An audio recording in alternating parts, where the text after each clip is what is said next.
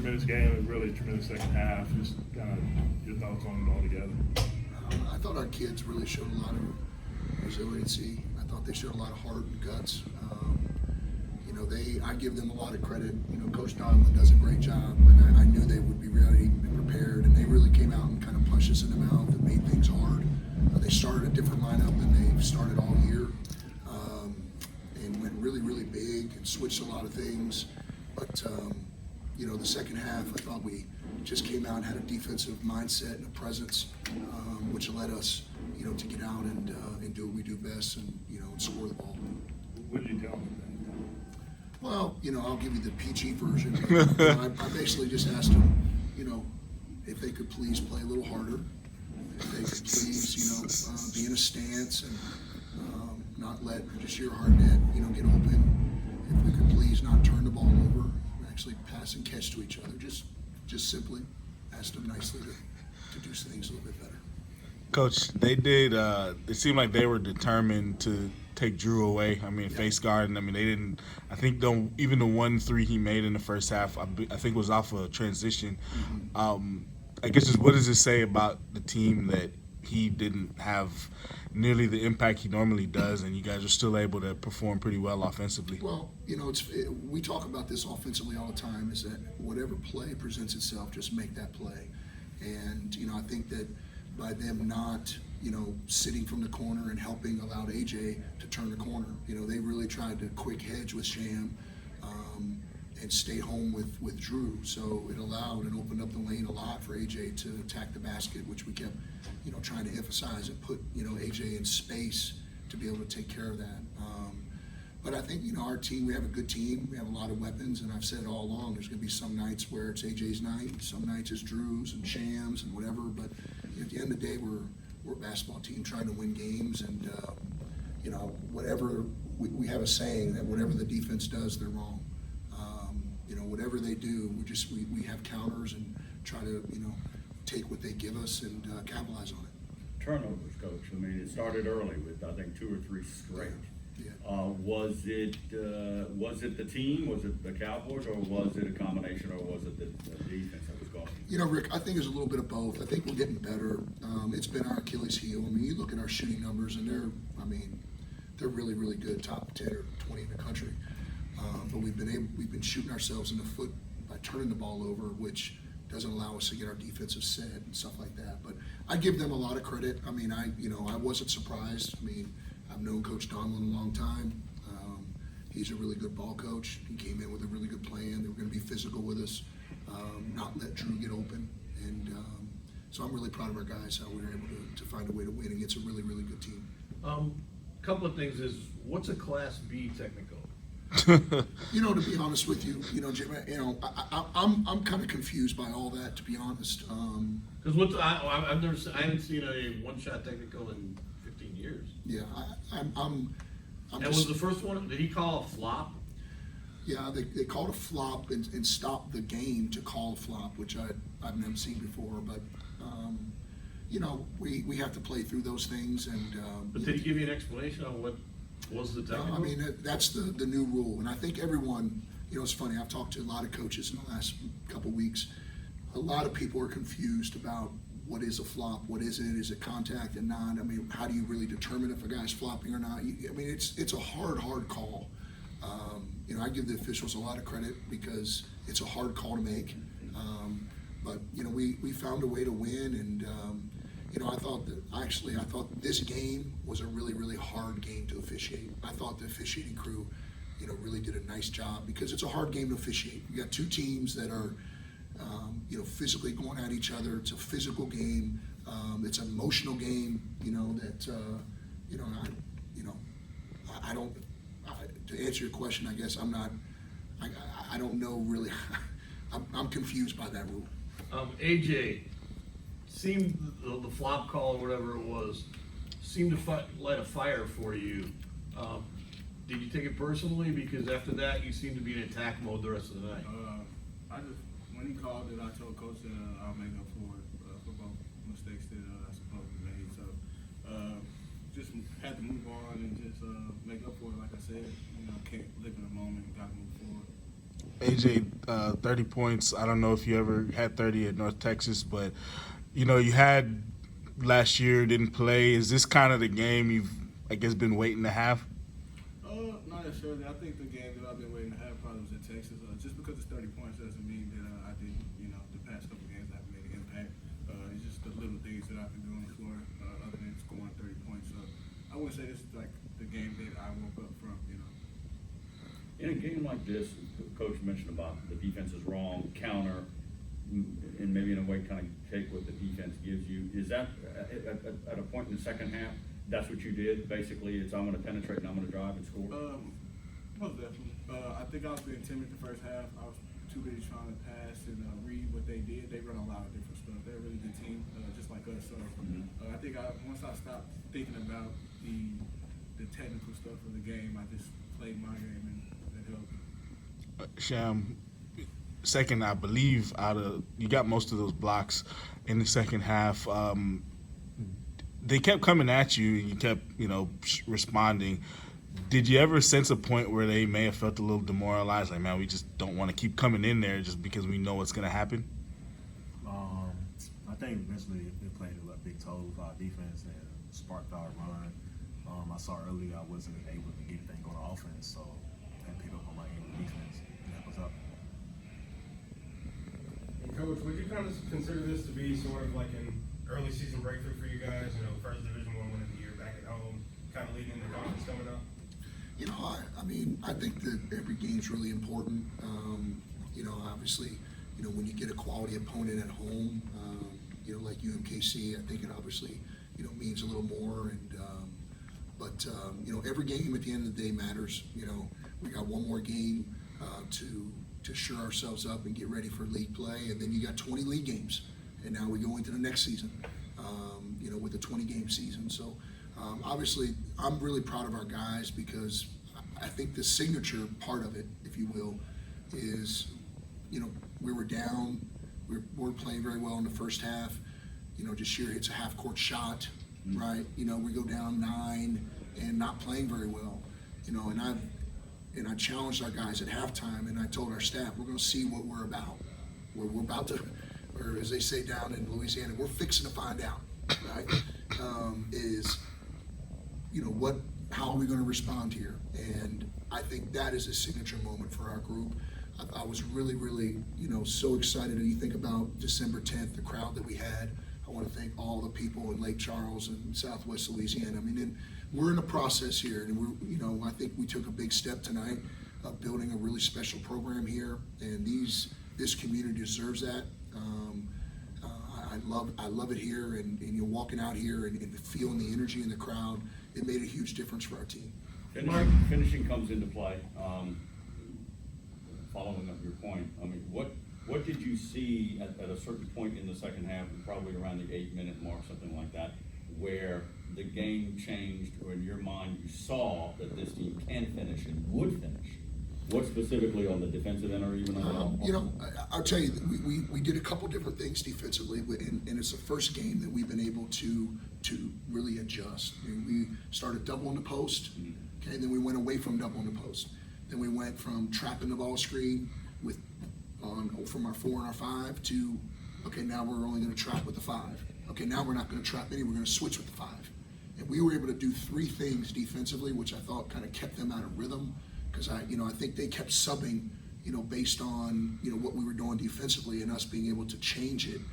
Just subtle things like that. The first time, to be honest, that this group has been able to grasp that, I think, as a group and execute it. And when you have a guy like Sham who can go out and switch and guard perimeter players, we weren't in rotation. I think in the first half they got us in rotation. And again, they're a good team. They're not. He had a plan, but I think that we kind of played in mud. The second half we played out of spacing a lot, and I thought defensively we made some adjustments throughout the second half that these guys really grasped, and I thought that was the difference. Did you tell the team, based off of just the physicality and everything, like this is probably what the Southland Conference will look like the games in the Southland Conference will look like this season? Yeah, we talked about that before. We talked about this, after the game. Like this is a league win. This is a league type of game. UNKC is I'm telling you, if they don't win the WAC, they'll probably finish second behind New Mexico State. They're a really good basketball team. They're really well coached. They got guys. Their pieces. I told Coach Donlin after the game that their pieces really fit. They're good.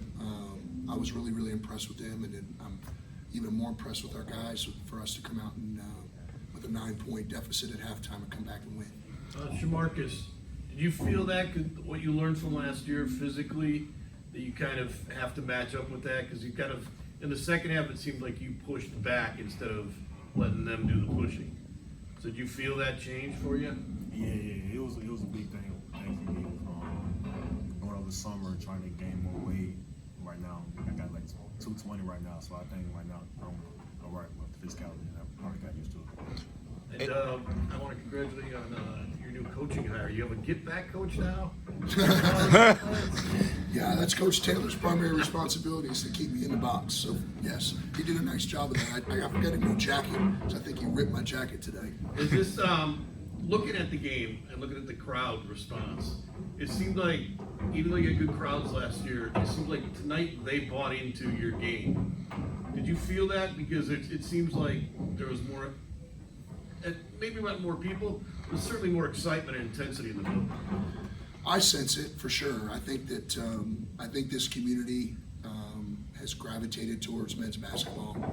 I think that I've said all along that we're going to build a program that embraces this community, and we just hoped in turn that the community would embrace us. And I think that you're seeing that. Our guys do an unbelievable job in the community, and we care. I mean, at the end of the day, it's a genuine care from us. I think it obviously starts with me. I mean, I wake up every day and I walk in this building and I pinch myself that I get to coach at McNeese State, and I feel very fortunate to be here. I love it here, and I think we're on the cusp of building something special. And to do that, you have to have players that buy into that process too, and to give. And that's why we go and thank the fans around the arena after the games and things like that, because it's important. I said it in my press conference a while ago that I see the vision of what this thing can be, and I think we're on the process of getting there. Let me address that. A couple of minutes ago, Coach went through, got on the chalkboard with all the adjustments in the X's and O's. Love it. Didn't really understand most of it, but love it. But from a finishing standpoint, Sha'markus, last year you saw where that was not really in the cards for this team. And really to both of the players in regards to finishing this game and how important it was to finish this game as you get ready for what will promise to be a very tough summer. Question to both. What did you glean from that? What did you take away from how you finished? I think that's really a big problem for us. You gotta be able to finish the game. We always come up with a possession too short, so that was just like a learning curve for us to be ready to finish the game. I think what we've been the past couple of games have been coming up short. It's all been ourselves. Coach always talk about emotional intelligence. I think our mind process in the game today was, we got to keep our emotions in hand. The crowd got us a little riled up, got us happy. The game was getting a little physical. We had to keep our minds straight. We also had to execute. So, once I realized we were doing that on both ends before, I kind of had, like the 6-minute mark, I knew we had it. Mm-hmm. And Coach, you talk a lot about Trey Johnson. I mean, he's constantly smiling, constantly having the positive body language and energy. Didn't show up much on the line, but those two inside feeds to Kennedy was really big. Yes, Sleepy is a big part of our program, big part of our team. He does, he is the ultimate glue guy. I thought that we challenged him at halftime to guard Hartnett, the point guard. I thought he did a great job. I think Jashir might have went scoreless in the second half. He does a lot of things that don't show up in the stat sheet, but as a program and as a team, we understand how important those things are and what he brings to the table. Mm-hmm. You guys, do you want this team to start thinking ahead toward the Duke Slayer and Stephen F? Or is it? Honestly, Rick, I want to be able to have a great lift tomorrow and a great training room tomorrow, and then we'll have a great practice on Thursday. But I'm not even thinking about Thursday. I just want to go home and take a nap. And I want to have a great lift. And I want these guys to get in the training room tomorrow and get our bodies better, and Thursday try to get a little bit better, day by day. Obviously, Stephen F's out there. We know that. But it's a 20-game season, you know, and every game is really big. Home games are really big, but it's a 20-game season. It's a lot. It's a long haul. But right now, I know it's coach speak, but I just want to have a great day tomorrow. Talk a little bit about, I think you addressed it earlier about Drew, not being able to get the shot off, not being able to get open.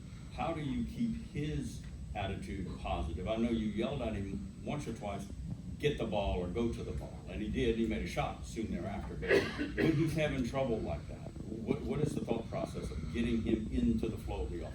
You know, we gotta, I mean, obviously we talked about it a little bit as a staff, but, you know, probably use him a little more as a screener. I mean, you know, he's on scouting. I mean, right now he's, you know, before this game, he was statistically the best three-point shooter in the country. So, of course, they're gonna, you know, I mean, if you watch the film, and I watched it, I mean, even in transition, they ran to him. The whole man ran to him. And that's why we were able to get to the rim a lot early in the break, because they just ran to him.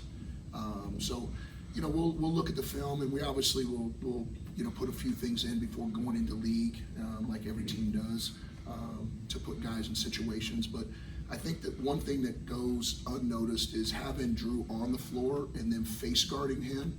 Now we're able to play 4-on-4. So when you do that, now it opens up things for AJ.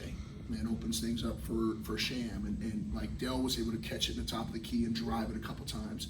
Chris was able to do that early. Well, the reason that is open is because the guy that's in the corner is hugging on Drew. So, you know, it's easy to look at the stat sheet and say, hey, we got to do this more, but you got to kind of have to pick your poison.